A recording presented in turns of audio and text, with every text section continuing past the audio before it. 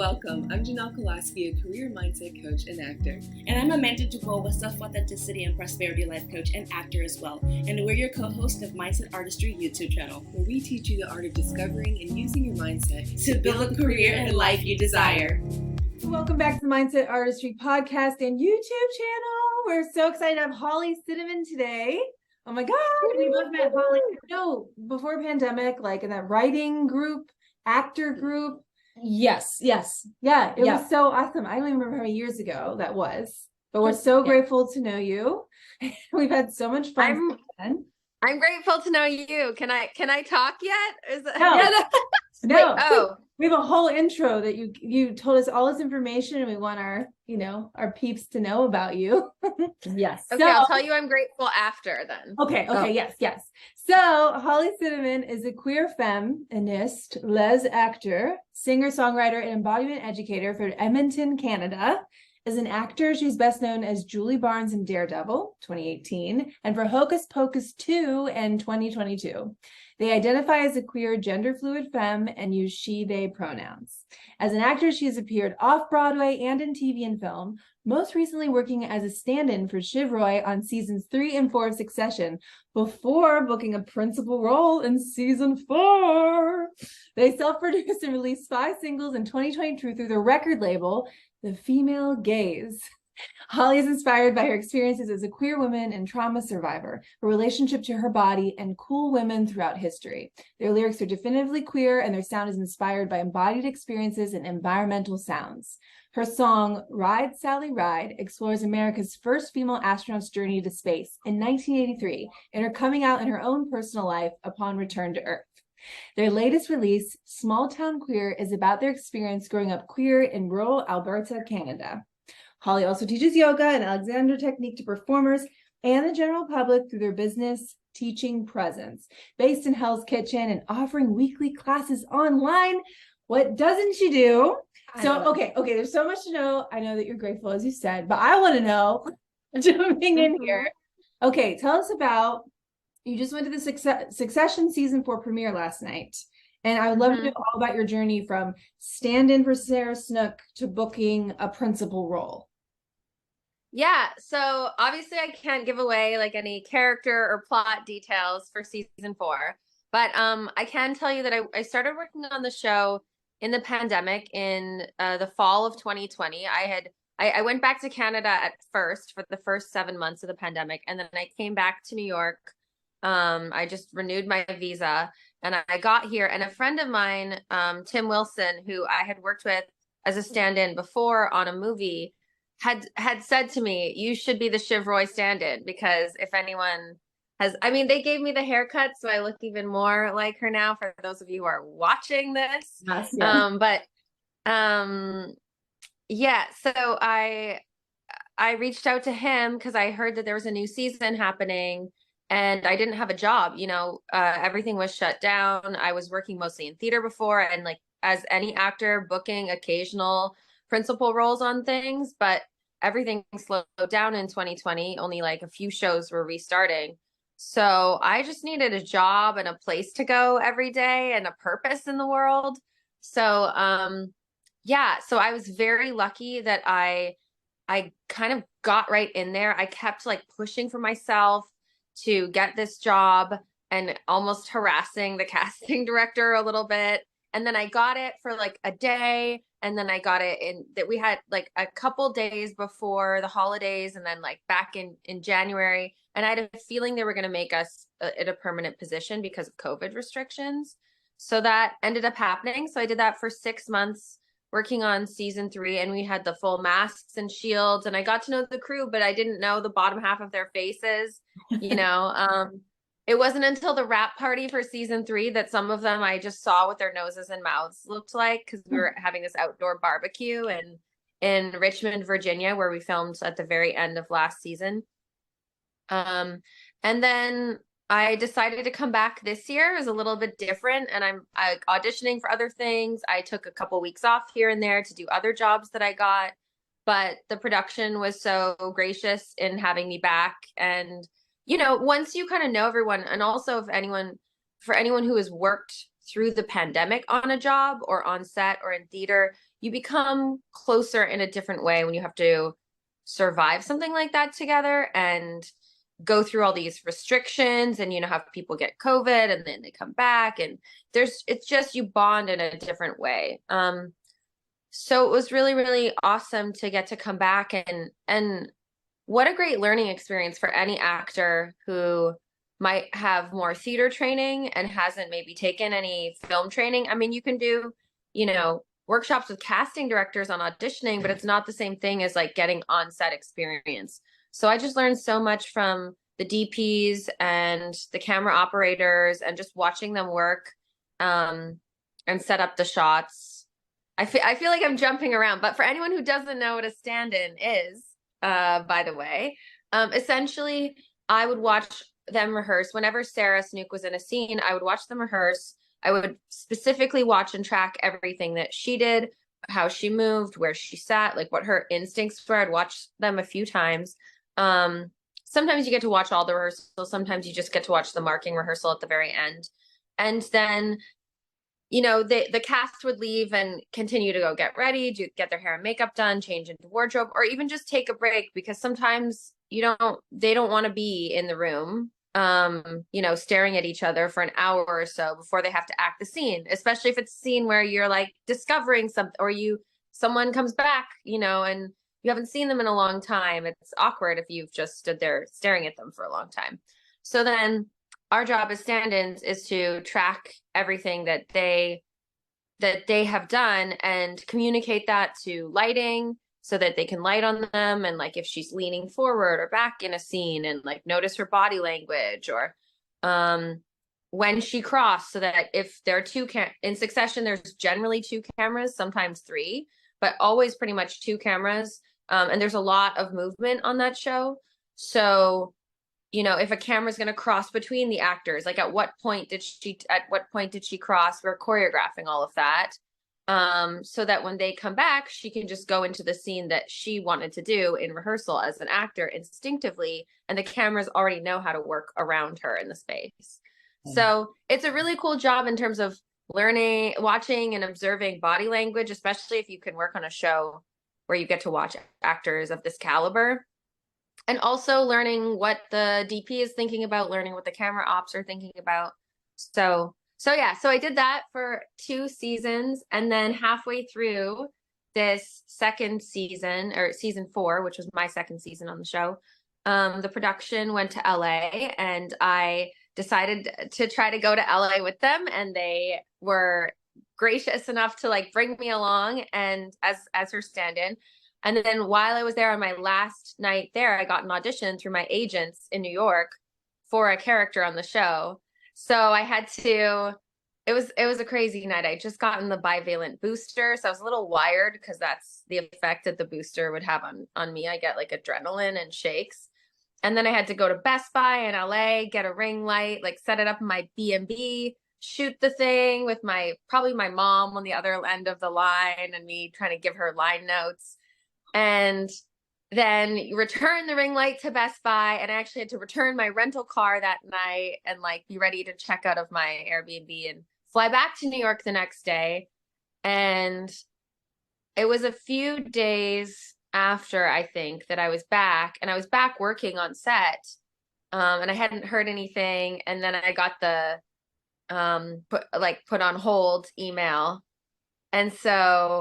And I was like, oh, this is so weird. Like, who knows who has watched my tape? It was the director of the episode that we were shooting in LA and back in New York. So it was the episode we'd already been shooting. So everyone who's working on it is in the room with me. So I was like, I'm just not gonna say anything to anyone unless they bring it up. I'm not gonna bring it up. I don't know how to navigate this. And then I got like you're the director's first choice, and like they're pinning you. And then like I don't know if these are all the same email, but then like HBO execs just have to watch your tape and approve you, but like everyone else, so the showrunner essentially has approved you. So then I'm like, okay, like this person has watched my tape, this person has watched my tape, like when are you going to tell me if I get the job? But I had to be really patient. And one night after a long day of work, I was literally on the like bus back to the city, because we were shooting upstate. And I got the email saying, you booked it in like the bus with all the other stand-ins, and the stand-ins all were like cheering, and everyone was so supportive of me. And Sarah also was like so gracious and supportive of me. And it was like a kind of a funny situation to transition from one job on set to another and have just a different relationship with everyone. And I would tease a little bit. I mean, the stand-in, my stand-in team is like a family, especially those of us who have went through the pandemic together. So, but it was fun to tease them and be like, yeah, when I'm first team, I'm going to sit in that chair over there and you can't talk to me. Or which one of you is going to stand in for me? Or, you know, I'm going to go get the first team PA to get my coffee because I have someone to get my coffee now instead of doing it myself, just because I can. I'm kidding. I mean, I didn't really do any of that, but it was fun to like think about and joke about. So yeah, I'm really, really grateful for the whole experience. Awesome. What episode? So everybody can know to keep an eye out for it. I'm in episode 406. Okay. So I think that's really all I can say. All I'll ask. I think, yeah, I don't even know if I can say how many episodes are in the season. It's the same as kind of every season, but yeah, it's pretty much halfway through the season. That's all I'm going to tell you. No, I love it. So thank you. That's well, again, congratulations on that opportunity. I mean, to be able to have that opportunity throughout the pandemic and then doing stand-in. So whoever out there who hasn't feel like they're in a crunch or feel like they only want to be in the forefront of the camera, that there are other opportunities for you to be on set and learn as much as you can and still be active in the industry and see people and network and all the things. So stand in. So I just want everyone to keep their eyes open and keep their heart open and for opportunities to be presented to them without feeling like, I'm never going to make it. It's not happening now. Then when, that kind of thing. So yeah. People are so afraid of doing jobs like that sometimes. Like I've heard that there's like fear around, oh, if they see me in this one way, then they won't see me in this other way. But when I hear people talk, like, it's like, who is the they? And like, there's not a consistent they. Like anytime you're like, I've heard that they, that's probably not accurate because there's not like one group of people that all think the same. There might be an occasional person that thinks that way, but I mean, really, people at the end of the day are people, whether you're on like opening night red carpet or you're, there's someone who is incredibly talented, whose job is to like color over tape to make it like blend in to the carpet perfectly when they have to tape electrical cords down on a carpet. And then there's, people are looking at unique details, like what exact tone is this lighting? Or so everyone is there to work and do their job. And at least I'm really grateful to have worked on a set like Succession because it really feels like a family and everyone is very respectful of everyone else's job. And even though it's ironically a show about like kind of a very rich, like hierarchical family and society that's very judgmental, the actual feeling of being on set, it couldn't be more opposite that. It's very, obviously there are different roles that everyone is playing, but it feels very egalitarian and very much like a family, at least to me, it always did. So I think just let go of those ideas. And when you connect with people, like part of, I think why I got this job is that I genuinely got to know all of these people. And when I got that role, they were genuinely all so happy for me and genuinely all cheering me on because they feel like I see them as a human being and I see their work and I respect and appreciate their work and they reciprocate that. So plus you really can't get experience being on set without getting experience being on set. Like you can't. So find a way to do that, whether it's being background for a while. Like I did background work for a while. When was it? I was doing stand-in work for Sarah on Succession and my stand-in from Daredevil, because I was a principal on Daredevil in 2018. My stand-in from Daredevil was working on set as a background actor. And so I ran into her and was like, hey, I think I know you. Do you remember like And to me, it's not that anything, it's like a step back, you know. Our journey is, I think, very nonlinear, very much like a roller coaster. There are hills, peaks, and valleys. And so being like a principal, and then being background, and then being a stand-in, and then being a principal again, and then going back to being a stand-in, I don't, if I'm in the room and I'm working and I'm with the right people and I'm networking and I'm getting to know the right people, and I feel confident in the work that I'm doing and how I'm contributing to the team, like, I'm not fussed about what position I'm in. I see it all as building towards something.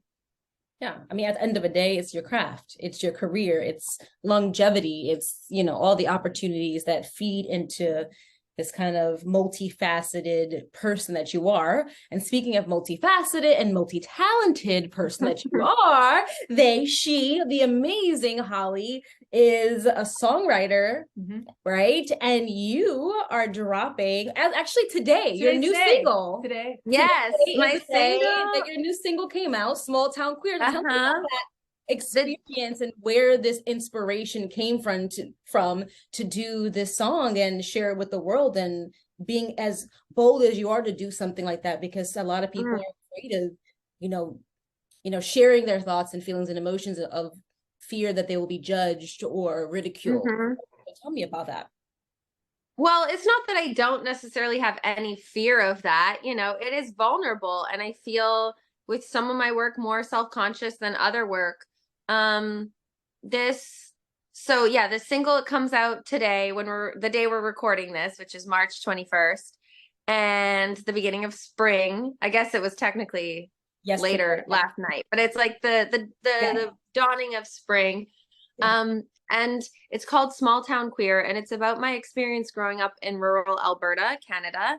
And my evolution in terms of figuring out I was queer. I've gone through many terms of my identity, exploring being bi, being pansexual, being like I identify as lesbian, gay. I use a lot of terms. Sometimes I'm like, oh, maybe I'll try being pans again. I don't know. I'm very much, I believe that gender and sexuality and even like race and ethnicity and so many different things are a spectrum. And the more we can look at things less binary, the more we can start to see that there are just many shades of how humans present, and that it's all beautiful and we can accept it all. So anyway, that's my identity and my journey. And this song is it's the start of an album that I'm beginning to work on, my first full-length studio album. And I decided to choose this song to do first because it's going back to when I was a teenager and kind of where this journey began for me. And as someone who has moved away from Alberta and in Canada, and Alberta, if you don't know, is kind of like the Texas of the United States, maybe, or of Canada. Maybe now we would even say more like the Tennessee of, like Oprah went there and we gave her truck balls, which are like metal testicles that you put on the back of a truck. I have no idea why, but it's like, it's very right-wing. Our current government leader said like people that were unvaccinated were the most like the most put upon or discriminated against people in all of history, which, you know, makes no sense because you can immediately look around at many, many, many other groups of people that have been far more discriminated against. So it's that kind of place. So not that everyone there, you know, falls into that, but that is a big part of the culture there. So allowing myself to look back at who I was when I was there and present that person or that part of my evolution of my identity, I think was really healing for me and really important to me right now. You know, I wrote this song, I don't know, probably last year and then recorded it in January, but having it come out right now when I feel like, especially in rural areas of the United States, especially right now, people are being targeted so severely and laws are being repealed that protect rights. Like, trans kids who have been getting the medical treatment they need in order to transition. Their rights are now being repealed, so they can no longer even access the hormones they already have been on, which is not just psychologically dangerous, but like physically dangerous to just suddenly get cut off of medication that you've been taking. So, and there are many other things, as I'm sure you know, that are happening right now. I mean, drag being considered criminalized. So representing that is really important to me, because our way of thinking in America and in Canada can be very, very binary. Like there are urban centers that are left-wing and inclusive and democratic, and I'm not going to say colors because I think it's backwards in Canada than the United States. So like red and blue are flipped, so that would just confuse everyone. But you know, and then we have these stereotypes of like rural areas where people are less educated and right-wing and conservative. And generally, I guess if you just look at it on a map and you look at how people vote and what the majority is, we can see that that's a generalization based on truth. But if you look at it in a more nuanced way, everyone has conflict inside of them, and everyone is looking at all of these different intersecting issues in a complex way. And there are a lot of queer people that are in rural areas that are, you know, voting for their values, or that might have a complicated set of or a complicated relationship with, I identify as being from this place. I identify as a Christian, for example. I identify with being a part of like a farmer or on this community. This is where I want to live and work and be, but I also am queer. And so I'm in this state of internal conflict in even who I am. And I think I've had the privilege of moving to New York and being able to choose where I live and where I exist. And also for my career, that made more sense. But I think it's really important that we don't assume that that is the only path, and that the more we see visibility of rural queer people, Midwestern queer people, cowgirl and cowboy and cow people, queer people, everywhere, you know, the more we will start to normalize those identities and images, and that won't seem so odd. So that's what this song has come to be about for me, and it's really special. And yeah, it comes out, it's out now. So if you look up Holly Cinnamon on YouTube, you can watch the music video, and it's on all streaming services as well. Oh yeah, that's amazing. I'm curious, you talked about identity and going through, you know, being so linear and kind of like going through different versions of yourself. How has that journey been as far as just, you know, going from those different stages and identity and your mindset to where you are now, and being able to be a multifaceted person where you are an actor, you are a songwriter, you also teach yoga and help other actors? Like, how has that been, balancing all of that mentally, physically, and emotionally, and how important has your mindset been? I feel like that question, just your question, started to almost make me cry. Because I guess because I'm filled with like a lot of pride around how I have slowly learned more and more how to do that better and better, you know, every day.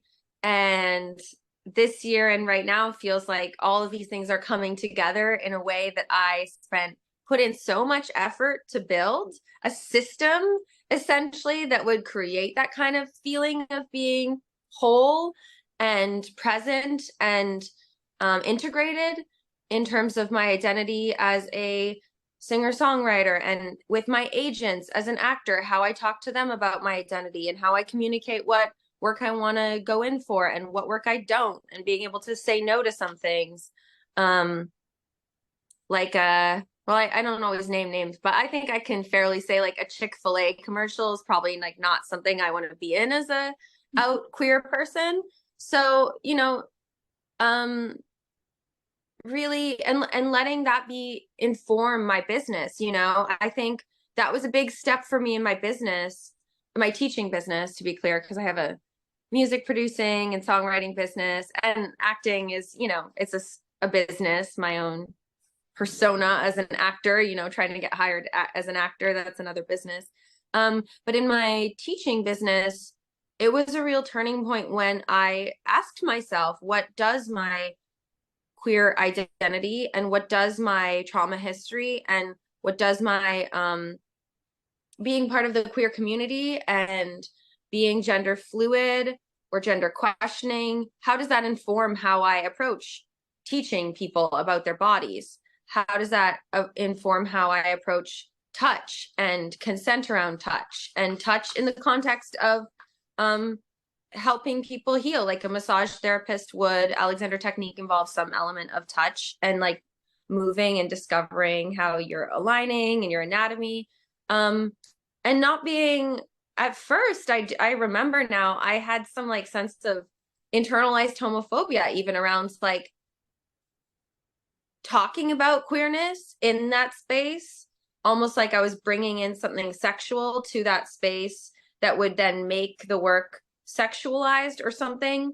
But then the more I have, I mean, I have a lot of queer, and I've had a lot of trans and non-binary and gender fluid clients who seek out this work with someone who might be more informed about their identity and might be more conscious of, you know, not only asking and using the correct pronouns and in terms of how I see them and speak to them, but also in terms of like how they relate to their body, what might be right and wrong, what might be gendered, what language what assumptions do we have around gender and posture, and, you know, if you're shifting how you want your body to be in the world and how you want your body to be perceived in the world, what impact might that have on your spine and how you stand?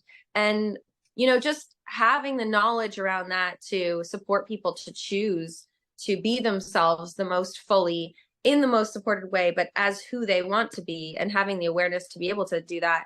I realized, like, for me, queerness isn't really about making things sexual. It's really about like that awareness of everyone being on a spectrum and in their body and how they feel about their body and their identity and their gender, and I mean beyond gender, their presentation, how they feel safe, where they feel safe, how they feel comfortable.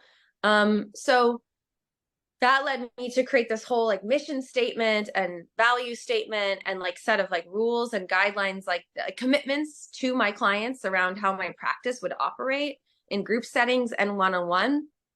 And that made me realize I could really integrate who I am as a person and like how I am navigating my music, which feels like the most, if I were to draw you a diagram, I guess I would put like music in the center of like closest to my soul and the most me and full of me and authentic to me. And then acting would probably go around that in terms of like, it's a version of me, but it's a conversation and it's a collaboration, and I'm not always playing me. Sometimes I'm playing someone who's less me or more me, and it's about how the character and me meet and interact.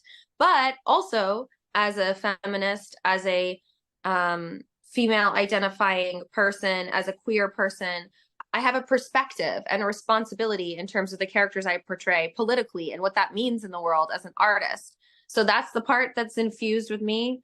And then as a teacher, you know, it's really about them. It's really about the client. It's really about the other people. It's really about my students. But then still I can, you know, relate to that core of my values. So now my businesses feel like, you know, circles, like an onion or something, like circles around each other that all are integrated with each other, which it took me a while to get there. And it took me also not being afraid of asking, being curious about how those intersect in terms of values, and not being afraid of someone seeing me in one light and therefore not wanting to see me in another light.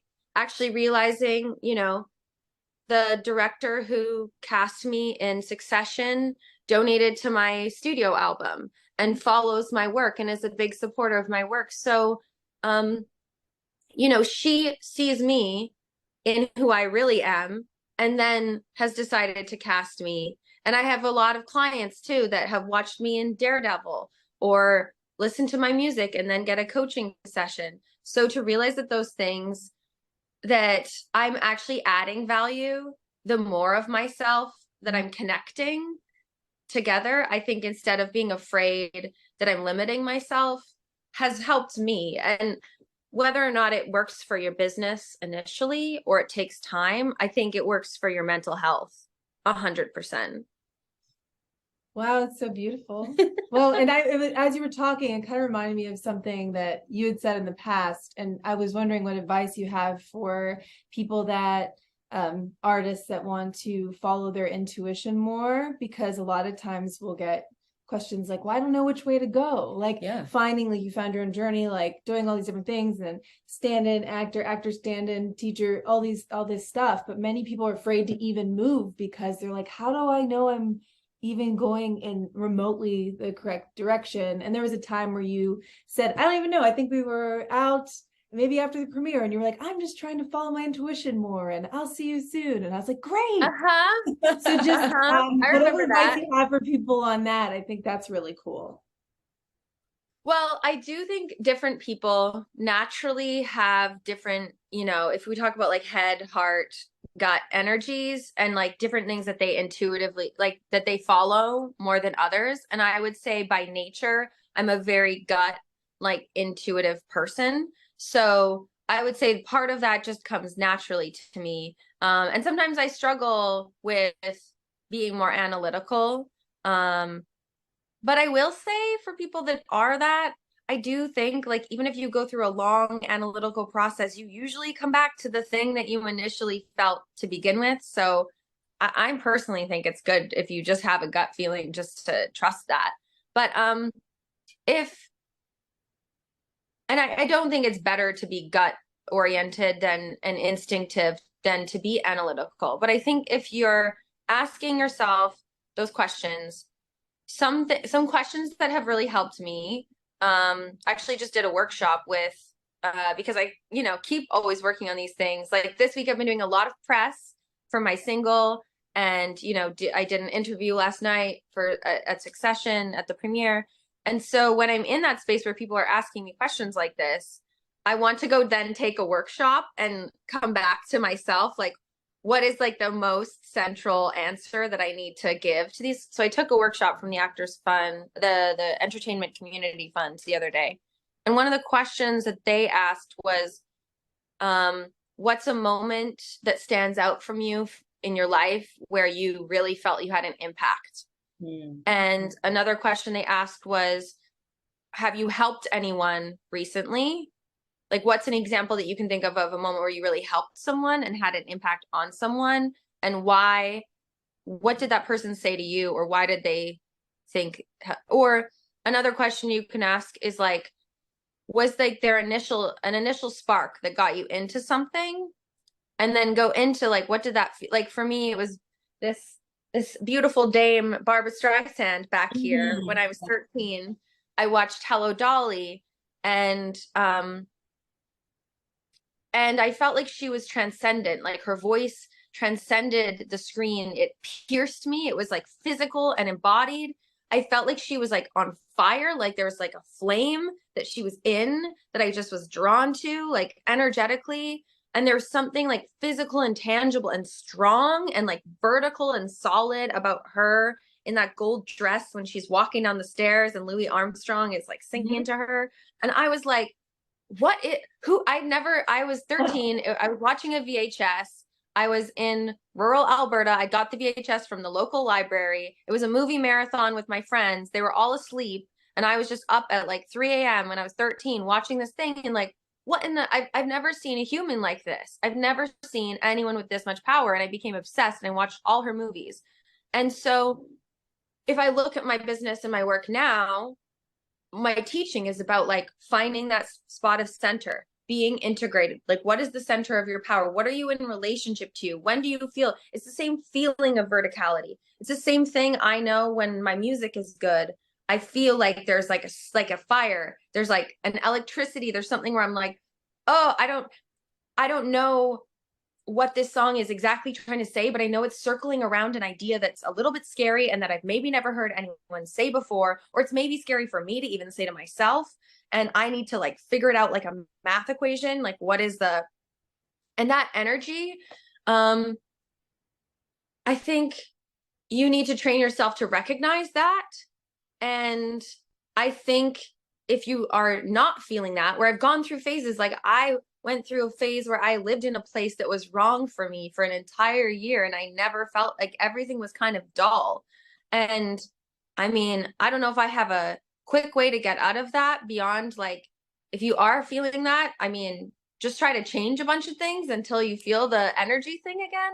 But I think going back to what are there any moments that in your gut, in your nervous system, you feel had that kind of spark or that flame, whether it was like, for me, there's a moment where I stood on stage and I stood up to someone in front of like a crowd of 400 people that, you know, about something that they labeled me as that was wrong, and how they labeled and it was to do with trauma and rape culture. And it was just very wrong in a lot of ways. And I didn't know what if I was going to be able to say what I needed to say, but I did. And a bunch of people in the audience that event came up to me and were like, that was the best part of this whole weekend event. You should do this. And that's like not to say bravo me, but that's a moment where I know what it felt like. And I've logged that moment so that when I'm asking myself those questions about if something is right, I know what's bringing me closer to that moment and what's bringing me further from it. So I don't know if hopefully that helps a little bit. No, I was like, this is great. No. I was like, I gotta go home tonight. Go home. I'm home here with Amanda tonight, but I gotta like write it all down. Yeah, no, I think what you're saying, thank you for sharing as well. You know, you did mention about your trauma, and I don't want to go into detail about what your trauma is, but I do want to ask, how has that journey been for you, and what would be insight for someone who may have some unresolved trauma or just damage, pain, hurt, whatever that trauma may be for them? What has been the best, I guess, way for you to overcome it or heal from it, or even identify it? Because sometimes it's hard to identify that trauma within you and recognize that, like, oh my gosh, that was really traumatizing, that event or person or thing, and it's sticking with me. And now I'm reacting in a different way to myself, to the world around me. So what advice do you have for those out there that may have had some trauma, unresolved trauma, or maybe don't even realize they do? I mean, I don't think that there's anything that works for everyone, but my advice, I have a lot of trauma that I'm like seeing in a long distance view now. And I guess one thing I'll say, first of all, is that whatever you're doing right now to keep surviving is the number one, like the right thing. Because there are phases in healing and recovery from anything. And we haven't, as a group culture, really learned enough about them. And a lot of them because of that, seem counterintuitive. So sometimes what we do at first to heal from trauma is almost like reenact the trauma. And I'm going to go into this, like, I'm not going to give details about any like particular situation. But if even like hearing about trauma is triggering for you, you might want to like skip ahead 5 minutes in this and then see if we're talking about something else. But yeah, at first you might like be in a pattern where you're like reenacting the scenario or because you're trying to get a different ending from it, or you just feel like stuck. There also, if you think of your nervous system like a guitar or a string instrument, I have a couple of guitars right up there. When you're not in trauma, which I don't think any of us, like most of us, are in some form of allostasis as opposed to homeostasis now as human beings, because of like our world that we're in and how we are so intertwined that we're consuming so much information that like you can't avoid trauma, whether it's your own experience or an experience you're witnessing through media or news or TV. It's everywhere and it's all consuming. So, but let's say your like most natural, happy, free state is homeostasis. And that's like if your guitar was tuned to the center, like tuned in a way where all the strings are tight enough to be played beautifully, but not too tight that they're gonna like snap or break or be sharp. So when trauma happens, we tend to go one or of two ways with our responses. Either we really tighten our guitar strings, which means like we're going sharp a little bit, and we get on edge, we get hyper vigilant, and we're like super reactive to everything and and sometimes then we want to like engage in the thing and try to like resolve it and challenge it. It's almost like things are getting hot, like there's like more of a charge to things, and we're very maybe jumpy or quick to respond to things. But if we keep going in that direction to the point where our guitar strings are tightening and tightening and tightening, eventually they're going to just kind of snap and break. And then we're going to swing to the opposite end of the spectrum, which is like depression, lethargy, like I don't care. Maybe I even feel catatonic, or maybe I don't even feel anything. Like I can't even feel my body. I can't even feel my legs. I'm not crying. I'm not hurt. I don't even know what I feel. And that's another trauma response. So I think it's important, first of all, just to understand that trauma can look like, it can look like a lot of different things, but I think we tend to think of it going into the hypervigilance, and we don't realize that like, if someone's just super passive and maybe avoidant, that could be them in a trauma response, or maybe you're just tired. You just don't want to you're very lethargic. You just spend all day in bed.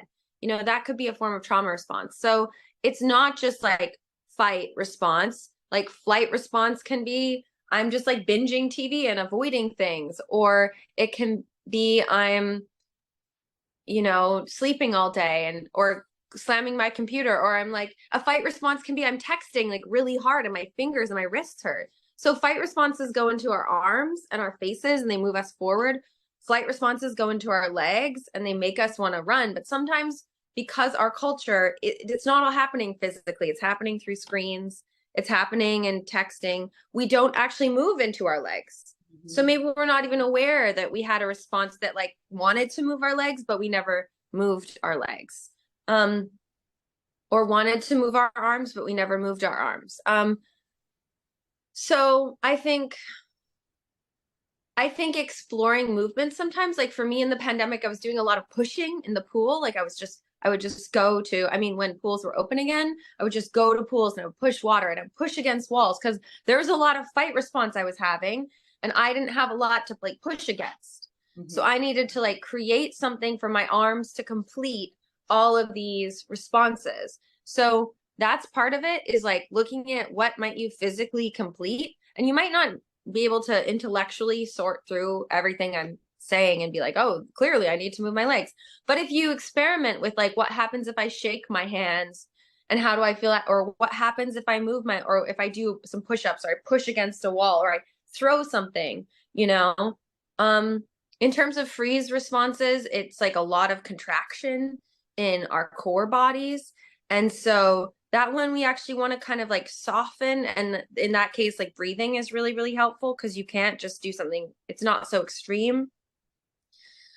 I think just letting yourself experience some internal movement and asking and just following your breathing can soften some of that like tightening that's happening in the core body. And then orienting is another tool. I teach, this is like me going through really quickly some things I teach that are, because I'm skilled in this now. So I'll jump back to answering your question about my journey in a second. But like another thing I will add is that you can orient, you want to look at, we tend to kind of come back to something repeatedly as humans, because animals, when they experience trauma, they don't have a narrative or a story or an identity or an ego. So they will just like do the physical thing and then they can often complete it because they're just then in the next present moment. They don't have to reconcile Why did that happen? Was there a reason it happened to me? Why didn't I expect that to happen? Was there something I should have learned so that that wouldn't have happened? Now that I learned it, do I have to change my whole view of the world because that thing might happen again? And so because our brains are much more complex, we can get really stuck in these thinking cycles.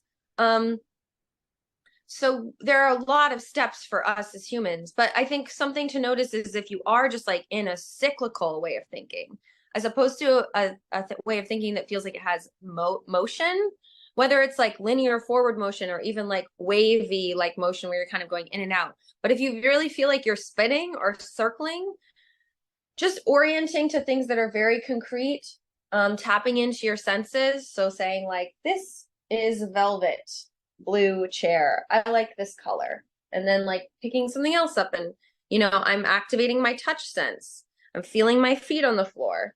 Maybe I'll smell my guava scented kombucha, you know, and maybe I'll just notice, oh, what color? Oh, that plant has a really nice texture. And I really like the color of my jacket. And if you just spend like a minute, like this is 30 seconds, you know, of doing this, you are telling your nervous system where you are in the present. And if you are somewhere, hopefully in the present that you feel at least somewhat safe in, or you're finding the things that make you feel more safe. And I'm not saying that, you know, obviously safety in our world is a privilege. So no, it's very few people are 100% safe anywhere or all the time.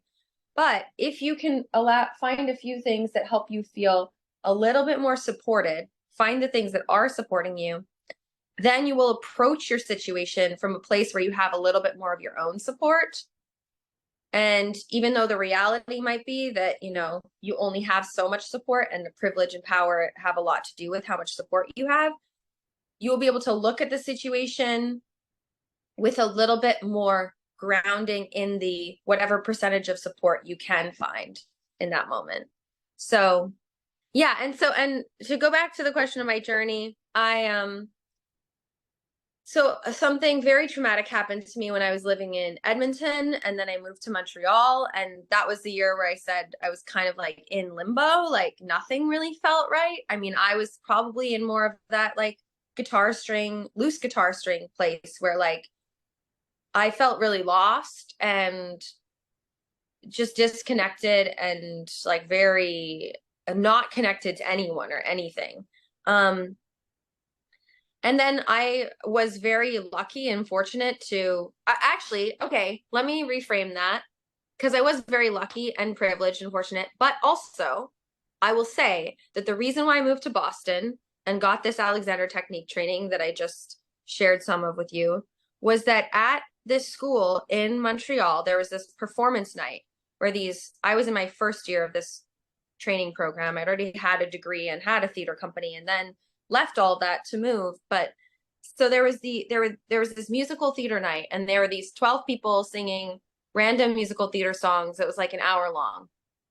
And I went to this event at the school I was going to at the time. And I just started crying. Like 5 minutes into the event, I just started weeping. And then the whole time I was just weeping. And then after, for like 3 or 4 hours, I just kept weeping. And luckily, in that space, that thing broke through, and I had the wherewithal to say, wait, what's happening? I feel something really crazy and intense right now. Very unexpected, but what does this mean? And it was like a softening. It was like, for the first time, there was a part of myself deep, deep in here, and I'm going to start to cry just talking about it, that was like Barbara Streisand. Like, do you remember when you were 13 and like you fell in love with that feeling, and you just witnessed that again tonight? And there is something in there that you love. And I didn't know what the path was back to it, but I went home. I admittedly, and I'm not recommending this as like trauma therapy, but I think drank an entire bottle of red wine while I like Googled and researched like musical theater degrees. Like, can I get a master's in musical theater somewhere? Like this same night. There are 3 places in the world at that time, at least, to get a master's in musical theater. One was in Scotland, and one was in San Diego, I think, and one was in Boston. And the other 2 places, like, deadlines had passed. And then the Boston one had like a deadline in 2 days. And that night, I stayed up all night on my computer and I spent like $150 and I just submitted an application to a master's in musical theater program in Boston, like as I was weeping and drinking wine. And I never planned that. I did it in that moment because it felt like a lifesaver, you know, that was just like out of reach in the water. And whether that lifesaver was the right one or not, I saw it and I was like, wait, I think there might be, I see a little fleck of orange over there. I think I might swim towards it and see what's over there.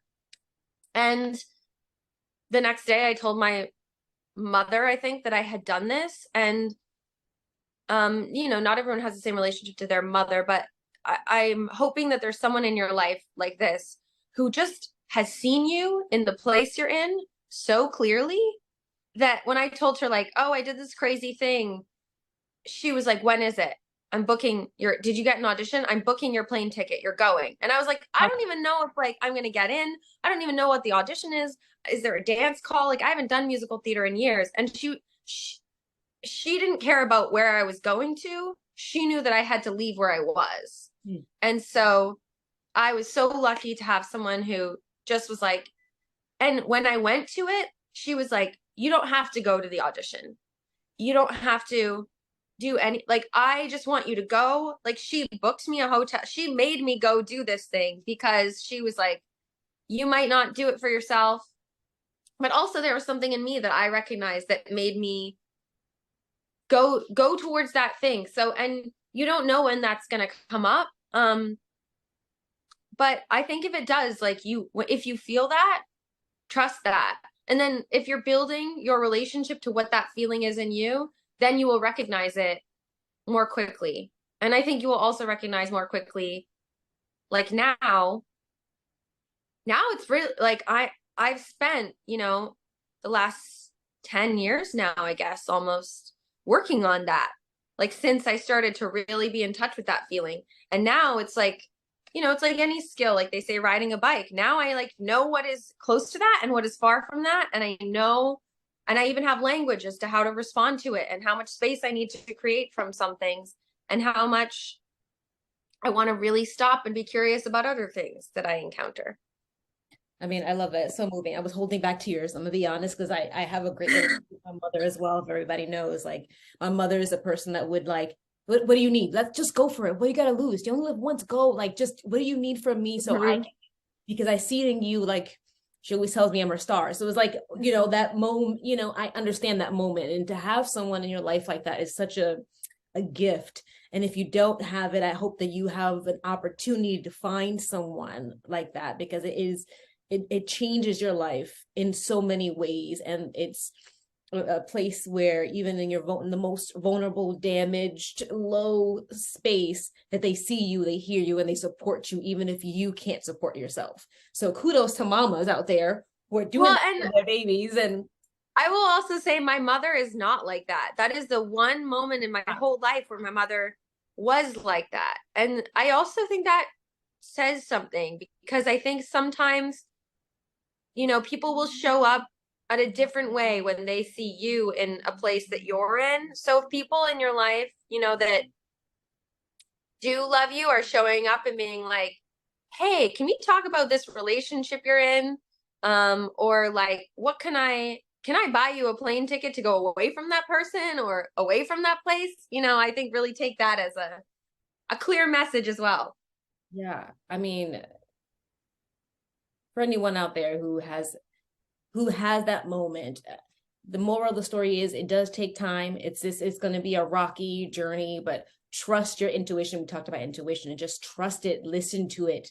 You know, that Nell always talks about, you know, your calling, your passion. If it's there's a reason for it. Don't ignore something that like is your center, is your core, even if someone around you or the world around you is trying to tear it away from you, because you matter. You know, your story matters. You know, you are supposed to be seen and heard and valued, and that you are worthy of all that you desire and deserving. You deserve to be happy most of all. And I think people tend to forget that they deserve happiness, they deserve joy, they deserve love and success, because we get caught up in the stories around us and social media and the news and all these things that are outside of us start determining our internal world. And it should be the total opposite. Our internal world should determine our outer world and our circles. And you will lose. Yeah. There are things you will lose either way. And I think sometimes we're so afraid of losing some things that we don't realize that in the process we're losing other things already. So for me, when I went there, the school I was in at the time was like, they very weirdly planned like a class on a Saturday on a weekend where I was going there to get an apartment there for the next year. And they very clearly told me, like, if you don't come, you know, things were contentious at this point. And, you know, I'm sure they had a feeling that I was not so happy there and probably not really wanting to return. But they said, you know, if you don't come to this class on this Saturday, you will not be invited back to this program next year.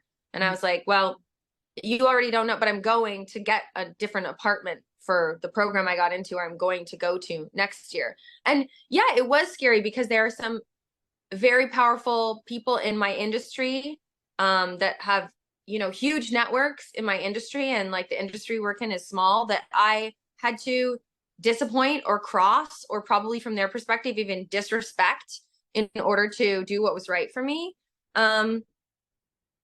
I don't regret that for a second. Like I was drowning. And I also will say though, sometimes you do wait and stay and wait a little bit longer. It's not like you immediately need to, I don't want anyone to like feel bad or punish themselves for not taking a risk or for staying in a place that's unhealthy. We all do. I stayed in that place for a year, you know, and sometimes you're in a job and it's complicated because you're like, there's so much good impact I'm having here. And yet there's this situation that's really toxic that isn't right, that I might be slowly changing, but I might be being complicit with it. And I might not be changing it. I might not be doing enough to change it, but I also might, by leaving, I might not change it from within in the way that if I stay and try to slowly navigate what is my power in this space and how can I maybe slowly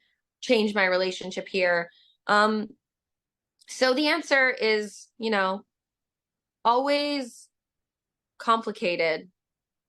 Yeah, it's never that's the answer at the end of the day. Yeah, no, it's never definitive. It's just, this life is a journey that is always continuing in different variations and different situations. And I think our priority in our job is to find our identity, to find our authenticity, to find our purpose. Like you found your center, you know, your purpose. And I'm sure there's plenty more that you haven't even explored because you haven't gotten to those stages yet in your life. You haven't gotten to the experiences that will open those different ideas for you. So, you know, allow the space. And like you said, don't shame yourself. Don't talk down to yourself when you feel like you're not making that strive or you don't know how to get out of it. Give yourself time, work through it, look for help out there, because there's help like Holly, like Janelle, and like myself, who can be there for you, help you any way that we can. And I want to start wrapping up a conversation because we can talk all night. Clearly. Yeah, no, for sure. I do want to ask, just as quick as you can, for actors out there who are dealing with like the self-tape process in the new world, and then, you know, you talking about placement and, you know, orienting your environment, how has that served your self-tape process? And what have you seen change for you? I mean, yeah, it's a journey. I think for me, a lot of the things I was talking about earlier in terms of orienting are what is most useful to me.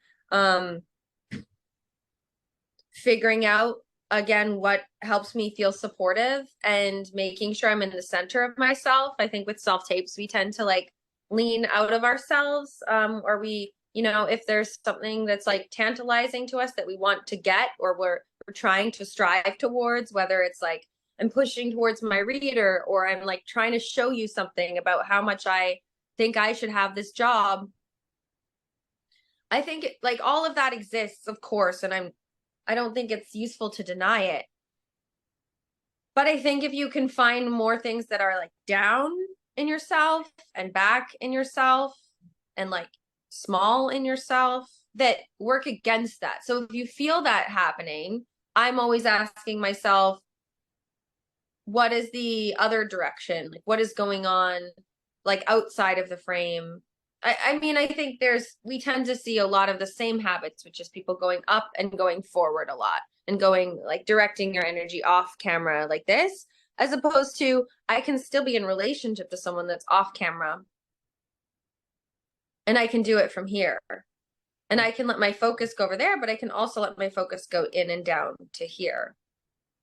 And I can track it into a hand. I can listen to something that's going on over there, you know? So I think orienting and getting in touch with your senses is always really useful when you're self-taping. We can feel like we want to hit some kind of target, and what we're missing is being in a 3D space and being in relationship with people around us. And I think the more you can find that in whatever space you're taping in, and even if you don't have a real scene partner, if you can imagine your scene partner's feet and like their pants and their hands, like the other parts of what they're wearing, not just their face, the more you can get connected to your own body and your scene partner's real body or imaginary body, and to sounds and smells and the sensory environment that you're in, the more three-dimensional you will seem on tape. And I think that makes a big, big difference nowadays. I want to circle back to something though, before we wrap up, and just say that I think it's important to acknowledge how power and privilege like affect our ability to be authentic, because something that always annoyed me as an actor, I mean, at first it just started to annoy me more and more, and now I'm very annoyed by it, is casting directors that just talk about like being your authentic self and like how everyone wants to see you be your most authentic self. And while I do think that that is where your greatest power is, and that you hopefully will someday get that amazing job where you just get to be your authentic self, that's also not a very realistic or helpful thing to say as a blanket statement to everyone, because not everyone's authentic selves are visible in mainstream media in the same way. You know, for queer people, for Muslim people, for non-binary people, you know, for all sorts of people, what people are looking for. I know people, you know, it's very trendy to say like, don't try to do what they're looking for. And that is true, because you can't do what they're looking for. Also, they may or may not be looking for your authentic self. So I just feel like it's really important for me to say, like, also your authentic self might be have more value than what that space is even willing to pay for. Mm-hmm. You know, they might not be worthy of your authentic self. Like, you might not need to bring in 100% of you. Maybe you can just bring in like 15 sometimes. And maybe like there are parts of me that aren't for every job. And I also am very passionate about being visible and queer, and like that's on my website. That's like part of my forward. Some people aren't. Some people don't necessarily want their sexual orientation or their gender identity to be something that's part of what they perform.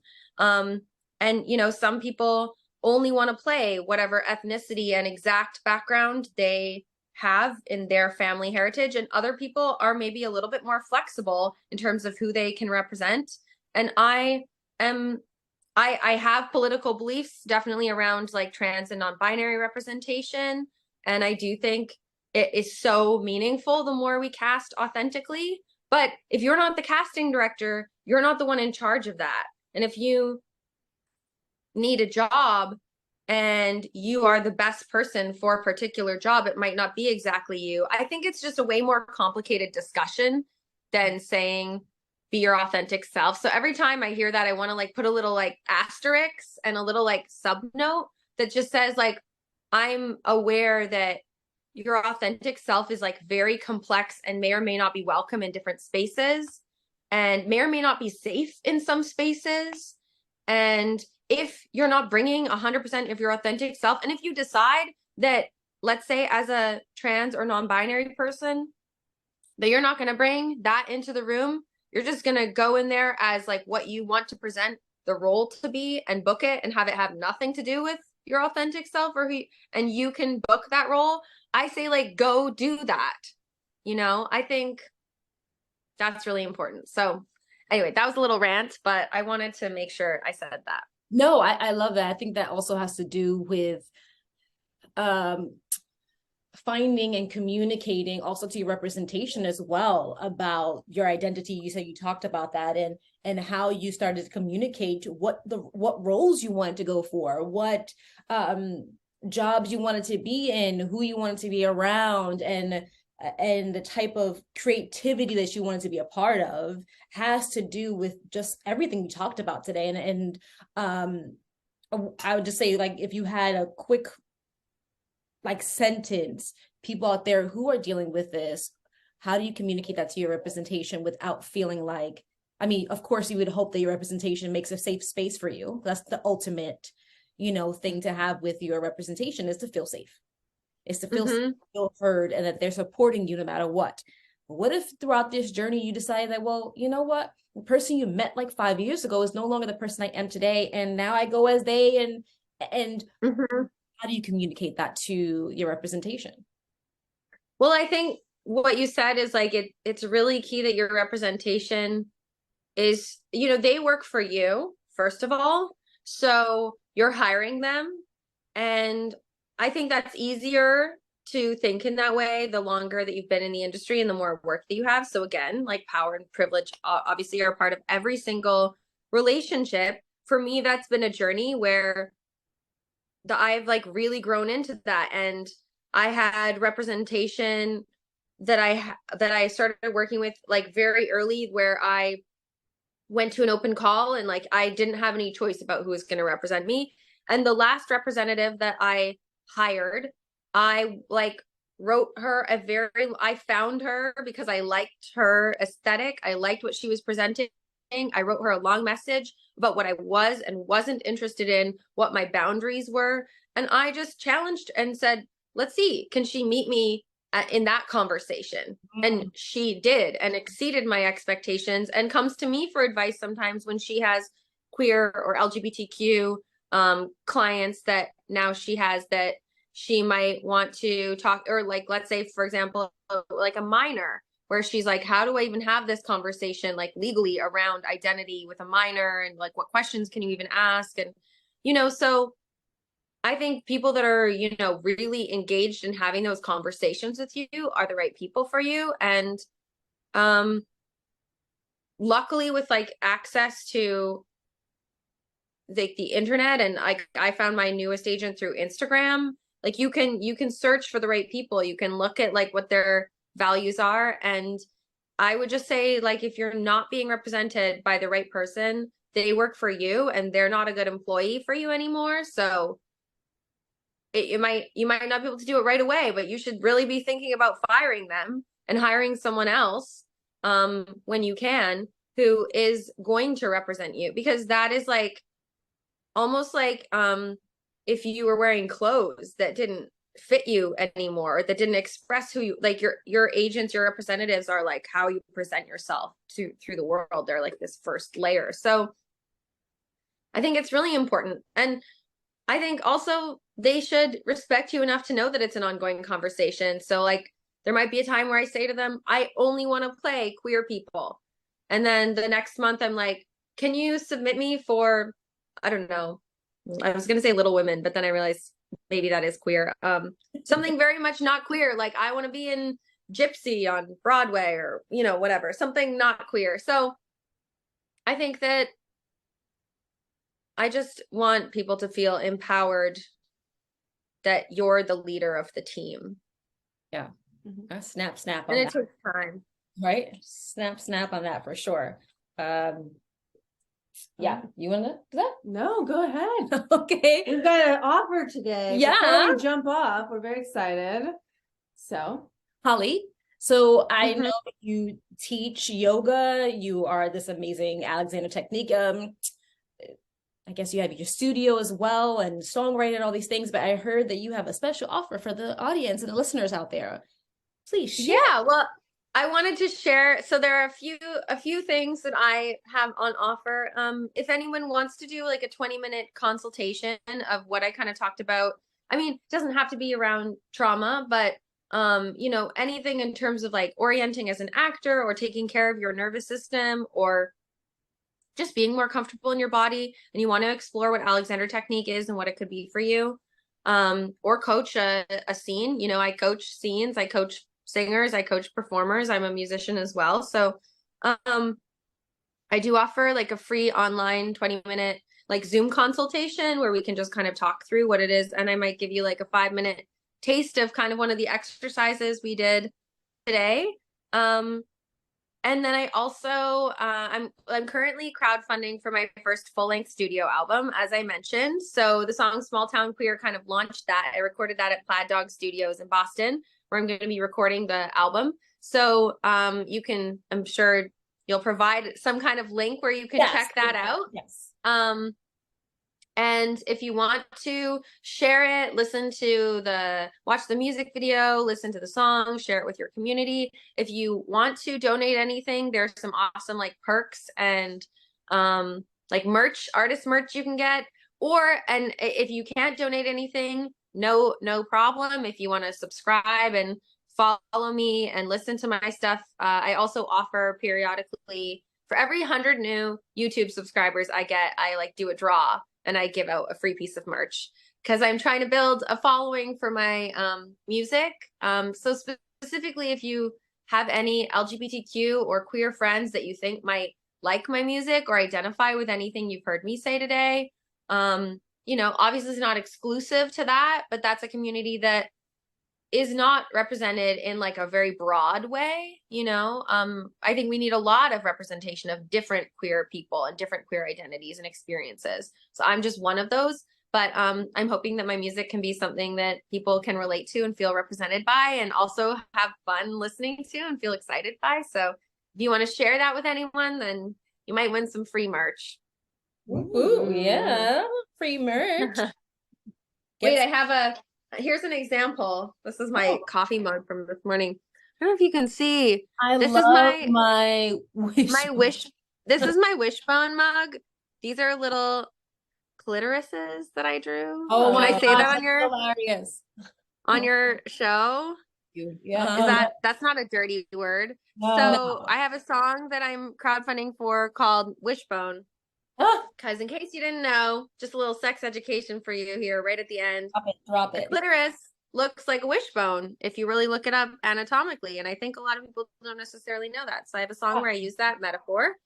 And I drew some cute little wishbones that many a different person might relate to. And you can buy this cute little mug. Support me if you want. Or you might win it. I never changed my version of looking at the clitoris as a wishbone. So every time, you know, forever. I've got the image in it. It's good. Just wait for the song to drop. It'll radicalize. I totally get it. Good. Awesome. Yeah, you want to wrap it up? Well, yeah. Gosh, Holly, thank you so much. As I said at the beginning, thank you. I'm so grateful that you gave us your time today and dropped so many gems, as we say. And yeah, so, thank you. Yeah, thank you. And we're gonna put everything down below. And now we're gonna pause for editing. Yeah, do the thing. Yeah, we're doing things so we can know where to edit and like pause and cut it. Yeah, Holly. Now wait. Do I get to say thank you or something at the end? Oh, you can. Yeah, yes. You can for sure. Okay, wait. Rewind. Okay, no, go ahead. Yeah, for sure. Go for it. Thank you so much for having me. It's a pleasure to be on the show. And I kind of wish I could have interviewed you in return because I'm sure you have just as many gems and insights as I was able to offer. But yeah, I really respect both of you. I'm so proud of you for doing this and really happy that you would include me in this community. So yeah, y'all are in good hands, whoever's listening to these wise folks here. Oh, yeah, and I love you both. So I'm sending you both a lot of love. Thank you, Holly. We love you too. I really appreciate it. And for anyone out there who, again, like I always say, who doesn't feel seen, heard, or even feel like they have a voice, because I know what that's like, and any type of form, you've got a community with Holly, with myself, with Janelle, and we will continue to be here for you. Is just open your hearts and no judgment, as Janelle says, hashtag no judgment. Hashtag yeah, and reach out, you know, if you I get letters and requests from people, and like if we have the same value, like I barter for sessions with people, like I want to make things accessible to everyone. And so if there's, you know, a time trade we can do, or I'm always like looking for people to read for me. So I just want to make sure that people aren't afraid to reach out and say like, hey, this is the situation I'm in. This could really be useful. Can we work out a way to collaborate? Yeah, I really appreciate that. I've worked with Holly in many different forms, from the audition, helping her, body work, the yoga during the pandemic, and she is amazing. So please go for it. And she offers coming to the Succession wrap party with me. Yeah, amazing. As a culmination of all of that. Yes. Well, thank you so much. What are your thoughts about this episode? Drop it in the comments and let us know what you want to dive into next. Subscribe, like, share, and click the link below to book a free consultation. And we'll see you next time.